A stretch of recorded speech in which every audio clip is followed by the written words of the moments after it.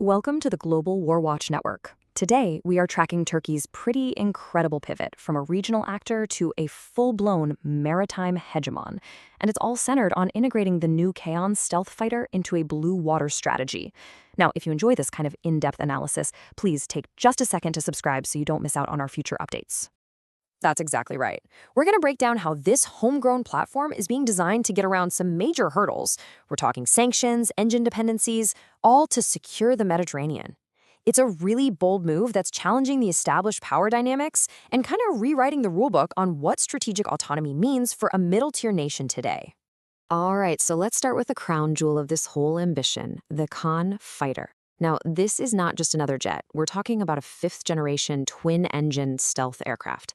That means it's built from the ground up to be almost invisible to enemy radar. It's being developed by Turkish aerospace industries with a very clear mission: to replace their fleet of aging American-made F-16s. But what's absolutely wild here is the speed they're moving at. I mean, look at this timeline. The first prototype was in the air less than a year after its big rollout.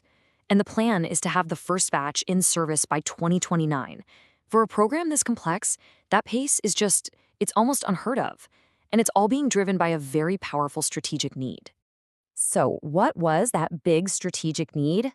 Well, you could sum it up as geopolitical humiliation. Back in 2019, Turkey got kicked out of the F-35 fighter program by the US for buying a Russian S-400 missile system. And just like that, overnight, building their own stealth fighter went from being some far-off dream to an urgent, top-priority national necessity. But here's where the Kaan gets really futuristic. It's not just about stealth and speed. It's designed to be a commander in the sky. You know, its most transformative feature is probably its role as the digital brain for a whole new kind of air force. And that concept is called manned-unmanned teaming. So think of it like this. You've got a single pilot sitting safely inside a can, and they can command a whole swarm of these loyal Wingman drones.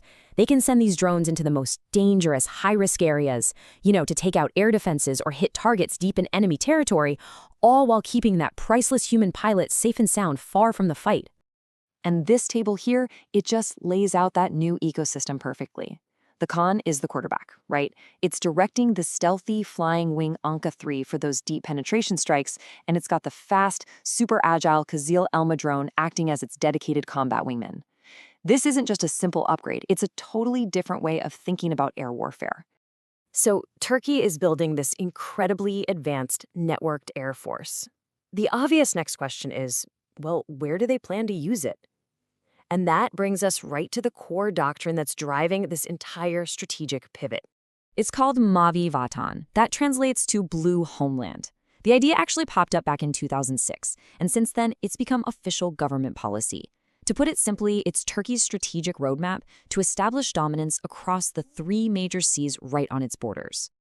And the scale of this ambition is just huge. The doctrine lays claim to 462,000 square kilometers of sea. That is an enormous area. And it directly challenges the existing maritime borders of its neighbors, especially Greece and Cyprus in the very gas-rich eastern Mediterranean. Now, to enforce a doctrine that's this ambitious, a coastal navy just isn't going to cut it. You need some serious power projection. And this comparison right here shows the massive leap in capability Turkey's planning. They're moving from their current flagship, the Anadolu, which is basically a drone carrier, to the planned MUGEM, a 60,000-ton true blue aircraft carrier built for blue water operations.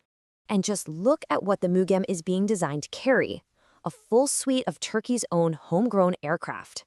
But the most important part? That includes a future naval version of the Kaan fighter. I mean, putting a fifth-gen stealth fighter on your own aircraft carrier, that is an unmistakable signal of true blue water global ambition. So Turkey is building the jets, the drones, and the ships to carry them.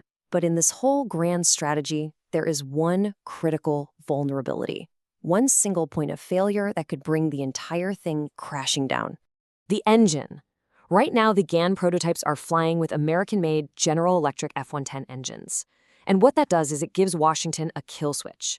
The U.S. can use sanctions or export vetoes to ground the entire program, or to block Turkey from ever selling the fighter to other countries. And this is exactly why the transition you see on this slide is, well, it's everything.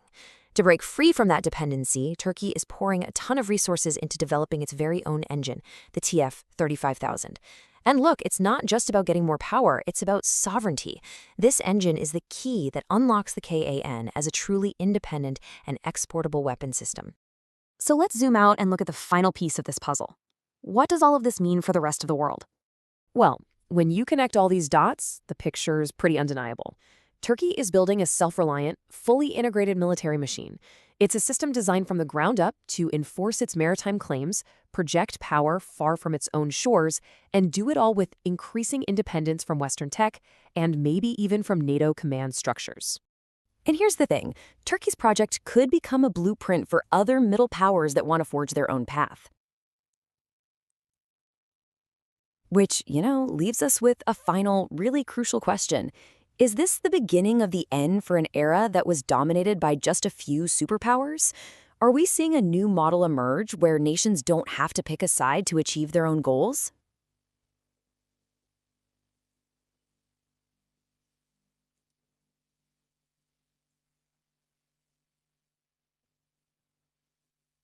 Thank you for your time and for joining us here on Global War Watch Network.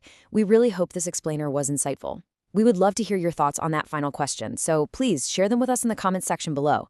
And if you found this valuable, please don't forget to like, share, and subscribe to the Global War Watch Network. You can also join our community over on social media. All the links are right there in the description. We'll see you next time.